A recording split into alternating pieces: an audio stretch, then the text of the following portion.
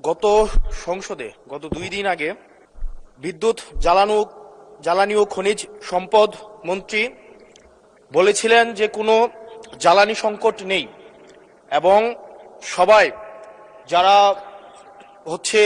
তেল সংগ্রহ করতে যাচ্ছে তারা যথাযথভাবে তাদের তারা সেবা স্থান থেকে পাচ্ছে।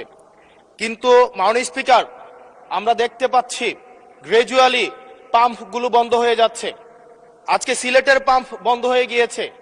আমরা দেখছি যে রাস্তাতে লাইনের গাড়ির দীর্ঘ সারি এবং আমরা বারবার করে দেখতে পাচ্ছি যে সবাই প্রত্যাশিত সেবা পাচ্ছে না। এবং কিন্তু দুঃখজনক বিষয়, সরকার এই বিষয়টি এড়িয়ে যাচ্ছে এবং মন্ত্রী এই প্রবলেমটি অ্যাকনোলেজ করার পরিবর্তে মন্ত্রী আগের মতো আমরা যেভাবে অ্যাভয়েড অফ প্রবলেম মাননীয় সদস্য প্রবলেম যেভাবে আমরা অ্যাভয়েড করে যেতাম, মন্ত্রীদের মধ্যে এক ধরনের প্রবণতা দেখা যাচ্ছে যে তারা প্রবলেম অ্যাভয়েড করছে।